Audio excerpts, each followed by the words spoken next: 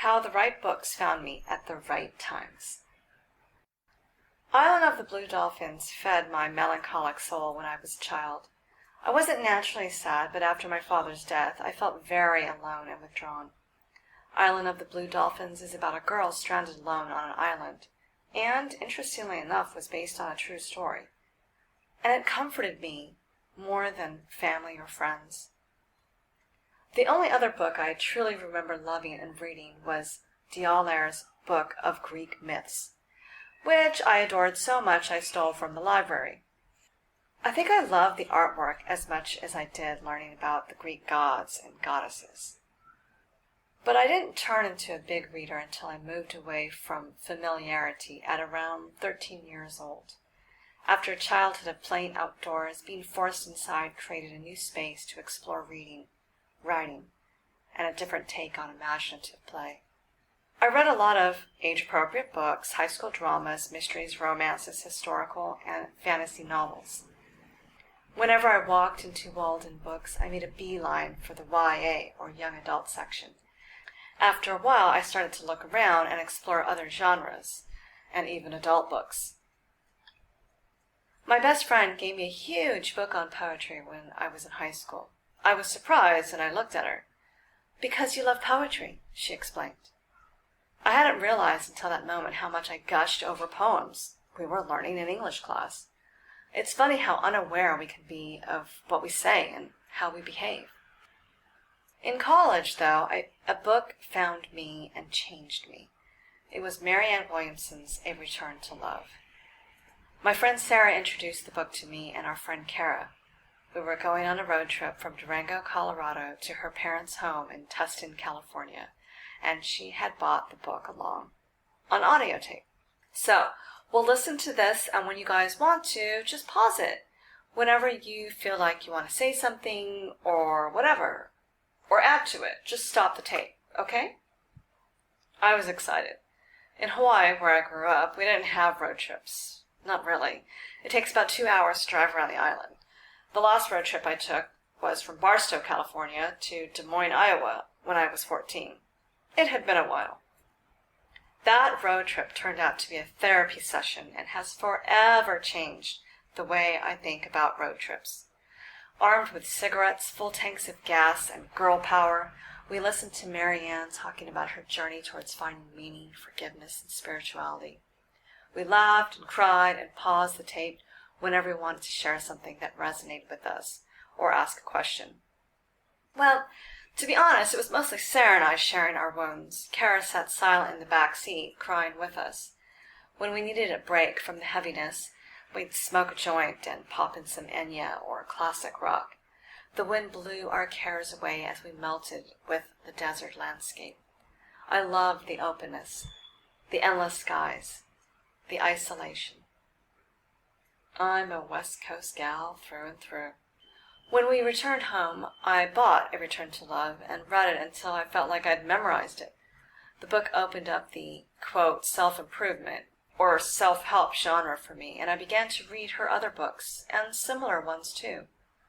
College not only transformed me because I was living in a radically different environment than home, but because I started down this road of self-reflection and self-awareness. I went through a phase, my 20s and half of my 30s, where I was addicted to these kinds of books. They gave me hope for humanity, that there was a better way and that we are in control of our lives. But most importantly, they taught me to forgive.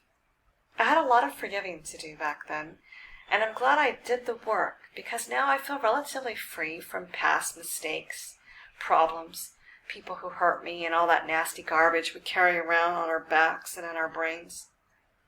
Of course, this doesn't mean life stopped throwing challenges at me. Ha! Hardly. During my Waldorf teaching years, I was in the worst job of my life, the target of mean gossip, and had a lot of growing up and letting go to do. But first I struggled and fought with my situation, which was the worst thing I could have done, but that's what we're programmed to do. This was coupled, pun intended, with the fact that I was in the worst relationship, a man who I refer to as Mr. Angry in my Missing Teacher memoir. Despite living a rather isolated life due to the shame I felt about what was happening at work and at home, my friend Gina got through to me and recommended The Power of Now by Eckhart Tolle. I bought the audiobook, and when I was alone, I'd listen to it and then listen to it again because I really needed it. I needed help. Since the book is basically about being present, not focusing on the past or the future, it taught me how to survive those last few months where I was at a school that had fired me and waiting for Mr. Angry and I to finally go our separate ways. Then, when I was hit with another doozy, another book came to the rescue. Mr. Angry and I were fighting right up to the last minute of our separation at PDX Airport. Unfortunately, we were on the same flight, even though he was going to Maui and I Oahu. But even worse, he asked check-in if we could be seated together. I looked at him as if he was truly mad, although I was too ashamed to tell the woman, no, hell no, please no. We continued to fight until we were seated on the plane. Only then did he shut his yap, and I pulled out my new book, Whiteacre, a historical novel by Philippa Gregory. If you are unaware, flying from Portland, Oregon to Hawaii is a long flight, about 6 hours, and it's extremely difficult to relax and enjoy the flight, even when you're not sitting next to your worst relationship. Yet, this 600-plus page tome of really weird craziness had my attention all the way through. It was delicious and shocking and helped me to pretty much ignore Mr. Asshole the entire way, which, of course, just pissed him off even more.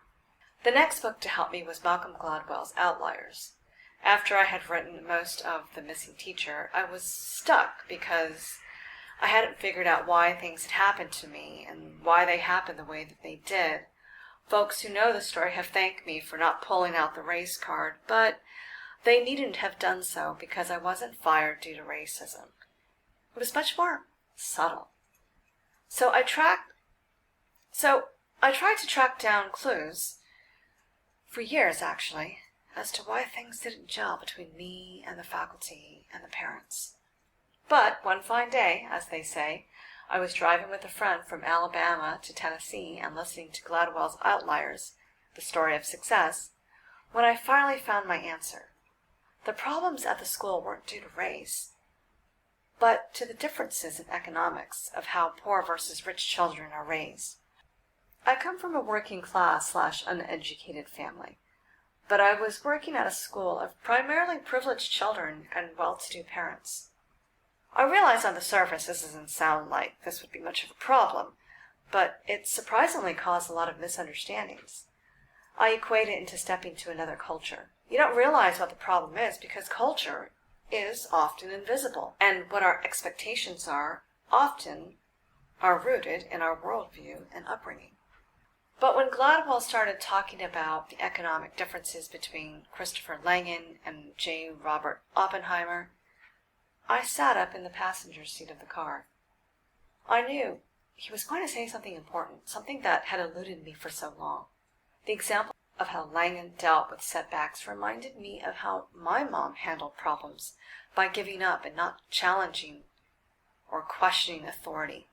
How the rich, on the other hand, challenged all people and raised questions and encouraged their children to do so, which was not how I was raised, and why I was often confused by how much my commitment and authority as a teacher was ignored, brushed aside for what the children said and felt instead. I told my friend that I had found my answers. I stopped the CD and started babbling excitedly about how I was raised, how the children of the school were raised, and what a mess the whole situation created. It was my epiphany, and I was so elated over cracking the case of my worst job, my worst teaching experience, and my perceived failure. How about you? Has a good book changed you?